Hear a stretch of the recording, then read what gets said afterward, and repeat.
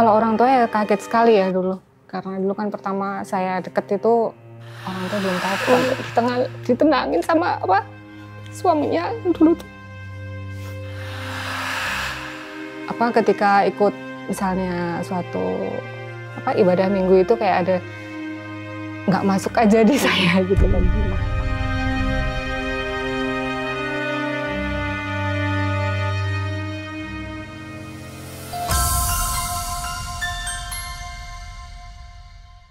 Tak ada yang tahu di mana, bagaimana, bahkan seberapa lama Allah akan membolak-balikan hati hambanya.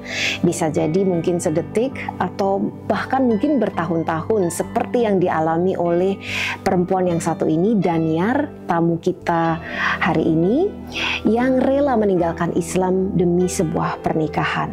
Kini ia dalam persimpangan. Akankah ia kembali ke keyakinan asal yakni Islam, meninggalkan lembaga pernikahan demi menunjukkan cintanya pada ilahi jauh lebih besar dari apapun di dunia ini?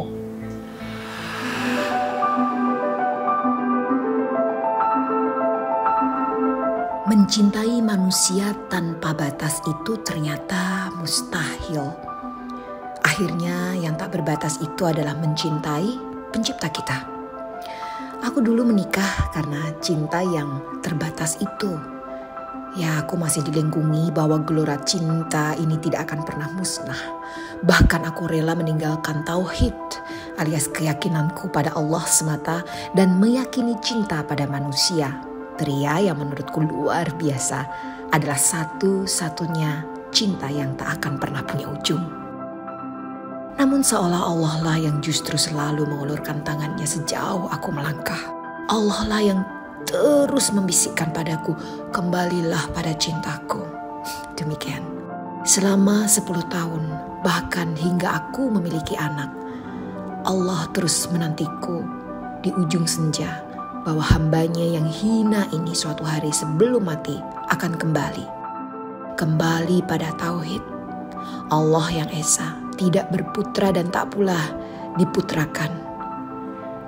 Berikan aku kekuatan untuk meninggalkan cintaku yang terbatas itu dan merengkuh cinta abadiku pada ilahi, pada Islam kembaliku. Ya, kita bertemu dengan Mbak Daniar, kita panggil aja Nia gitu ya. Makasih udah hadir bersama saya di Slice of Life Hanum Cinta dan Cerita, Mbak. Dan tadi saya benar-benar bisa merasakan ya perjuangan Mbak Nia sampai pada titik sekarang ini yang masih memperjuangkan untuk bisa secara kafah ya kembali ke keyakinan asal yakni Islam gitu. Tapi boleh nggak diceritakan perasaan waktu itu, karena mungkin bucin ya Mbak ya, istilahnya bahasa sekarang. Karena kemudian menikah gitu selama 10 tahun hingga akhirnya Mbak Nia itu memutuskan untuk kembali bersujud lewat salat malam hari. Itu 10 tahun tuh ada perang batin seperti apa? Iya, kalau dihitung sebenarnya belum sampai 10 tahun ya perang batin itu ya. Kalau awal-awal mungkin saya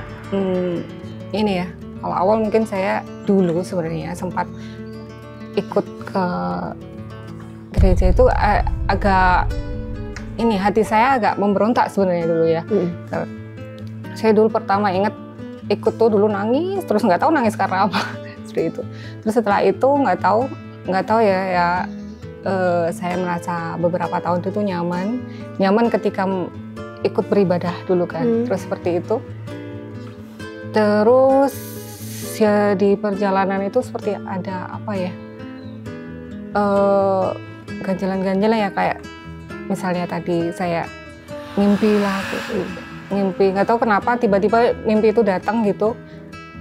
Saya jadi makmum bapak saya, padahal bapak di dalam masjid gitu. Saya jadi cuman di selasarnya gitu. Saya jadi ingat banget itu. Terus seorang orang ternama gitu kan yang dulu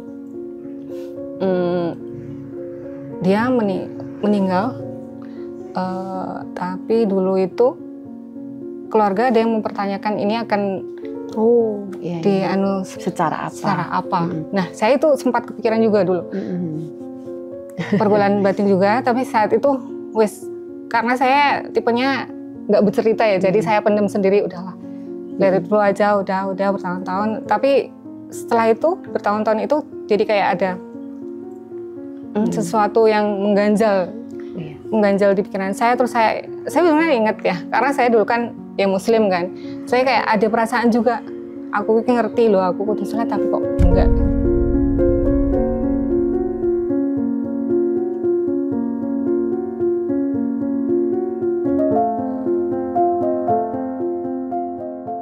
Saat Anda memutuskan untuk pindah agama ya, untuk keluar dari menjadi seorang Muslim menjadi seorang Kristiani gitu, waktu itu ada banyak tentunya pasti tekanan ya, dan mungkin pertanyaan yang paling kalau tekan kanan kiri oke lah gitu ya, terserah lah ya, tapi tekanan dari atau seperti apa respon dari orang tua ini kan penting ya, karena orang tua adalah orang yang paling sayang, paling tulus, yang paling kita tahu tentang kita gitu. Kalau orang tua ya kaget sekali ya dulu, karena dulu kan pertama saya deket itu orang tua belum tahu kalau misalnya teman dekat saya itu non Muslim kan. Tapi emang udah baik juga, baik banget orangnya, kayak tanggung jawab seperti itu kan. Orang tua saya tahu tanggal 10 Februari. 10 Februari. Sampai ingat ya. 10 Februari. Ya. Itu karena ada fotonya.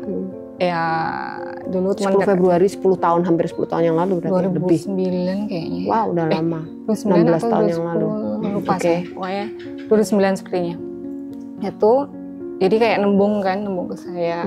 Nembung ke orang tua karena udah ditanyain. Ini gimana sih, kok udah deket lama tapi kok belum tahu kemana. Terus akhirnya bilang gitu dan terus terang, dan orang tua kaget. Sempet nangis nggak itu orang tua, kan kayak kehilangan anak tuh ya. Kalau seorang tuh kembali pindah ke agama lain tuh kan kayak pergi portal lain gitu. Iya, sempat nangis. Ya itu karena setelah itu kan saya kerja di Jogja ya, jadi jarang pulang juga. Terus setelah itu ada perkumpulan keluarga, jadi saya salah satu di situ. Kakak saya semua mempertanyakan kok iso gitu kan. Ya semua sedih sih, sampai mbak saya ingat yang mbak yang baru hamil dulu sampai nangis kayak gitu, sampai ditenangin sama suaminya dulu tuh. Terus kakak saya yang nomor 4 itu juga. Kalau mbak mengingat itu, mbak pun juga ikut nangis ya, betapa mereka ingin mempertahankan atau menahan mbak gitu, kalau orang itu mau lari gitu ditahan gitu, biar kamu nggak usah pergi dari rumah ini gitu ya. Dan waktu itu apa yang membuat mbak kekeh untuk tetap istilahnya meninggalkan agama demi menikah dengan pria yang dicintai itu?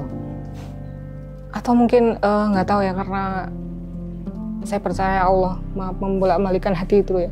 Ya dulu hati saya nggak tahu seperti ya udahlah, ini udah saya mulai, saya mau selesaikan seperti itu. Kayak gitu aja dulu. Entah itu pendapat yang kok gitu sih, tapi pendapat saya kayak gitu aja dulu.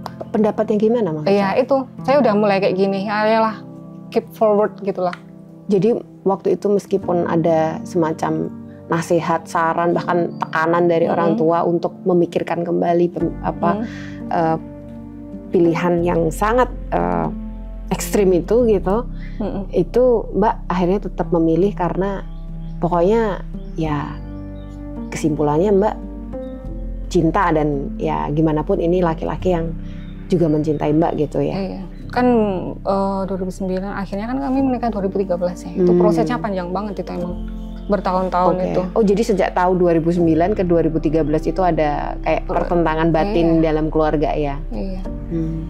Sampai akhirnya menerima, karena kan orang tua hadir juga di gereja. Iya.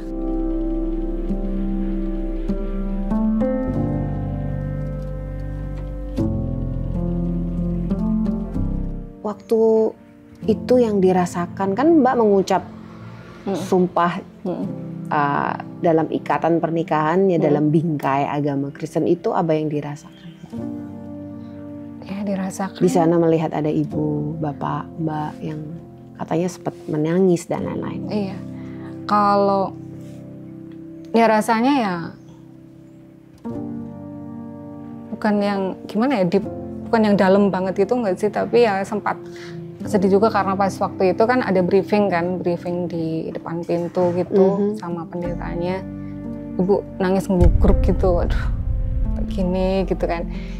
Dan waktu itu kan masih dalam suasana yang membahagiakan mungkin ya, karena menikah pertama kali di dalam hidup, dan akhirnya secara langsung tadi orang tua juga mengatakan, mungkin kita nggak pernah tahu ya di dalam hatinya tuh ada seberat apa ya, tapi akhirnya mengikhlaskanlah anak untuk menikah gitu ya, sehingga Mbak nggak terlalu memikirkan itu. Tetapi boleh tahu nggak, sampai akhirnya Mbak tentu saja juga mengikuti norma-norma kehidupan berkegiatan secara Kristen ya, dengan suami ya gitu. Punya anak setelah itu tidak lama setelah pernikahan. 2 tahun. 2 tahun ya, laki-laki ya? Laki-laki. Dan kita tahu Mbak juga dulu sekolah mungkin di swasta Islam gitu ya, yang selama perjalanan pernikahan itu ya, apakah ada calling atau panggilan-panggilan yang seperti kadang-kadang itu datang dan pergi hinggap gitu, sehingga membuat Mbak kemudian memutuskan pada satu puncak untuk kembali lagi melakukan sholat? Ya kalau tahun-tahun pertama kan ya, ketika suami pergi saya pun ya ke gereja sendiri gitu, masih rasanya seperti itu tahun-tahun pertama. Tahun-tahun kedua seperti itu. Mulai dikenal juga mungkin dengan jemaat yang lain, bahwa ini istrinya Pak ini gitu ya. Iya, udah mulai banyak teman lah di situ ya. Apakah Mbak menganggap Mbak cukup pious, orang yang saleh gitu, tapi dalam konteks Kristiani gitu? Pergi setiap hari Minggu untuk ikut baktian, atau mungkin ketika hari besar dan lain-lain itu cukup aktif, atau so-so aja dulu sih ya. Kalau hari Minggu saya dulu awal-awalnya ikut ke selalu gereja. Itu maksudnya nggak ikut, saya juga ke gereja, tapi terus suami nggak ada pun juga ikut gitu. Artinya sudah otomatis untuk beribadah sendiri gitu ya. Dulu kayak ada rasa damai aja di situ. Terus terakhir mungkin ya, terus ada kayak panggilan ya, tapi nggak terus sekonyong-konyong datang tuh nggak ya. Jadi karena saya mungkin ya dulu sekolahnya Islam ya, kayak ada suatu titik di mana saya tuh misalnya pas Ramadan, gue ikut turunnya melu poso loh, kayak gitu loh. Itu perasaan Mbak sendiri, nurani Mbak yang tiba-tiba mengatakan, ini bulan puasa seharusnya kamu tuh puasa loh. Iya, berarti selama 10 tahun pernikahan itu nggak pernah puasa ya? Karena menjadi seorang Kristiani ya tentu saja. Dan itu mulai calling perasaan tadi bahwa kamu tuh seharusnya puasa loh dan lain-lain, itu perasaan itu di tahun berapa itu? Tahun keberapa? Mungkin udah ke-3, 4, 5, saya lupa juga sih.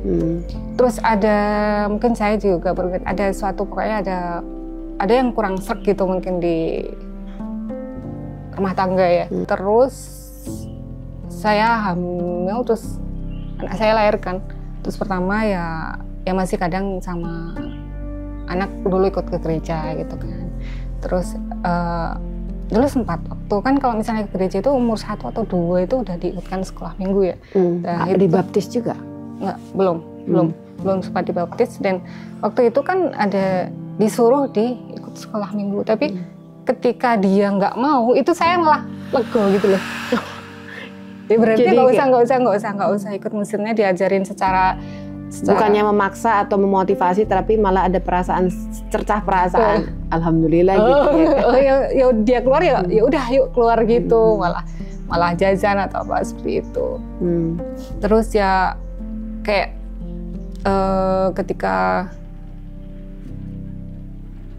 ketika ikut misalnya suatu ibadah minggu itu kayak ada nggak masuk aja di saya gitu kan.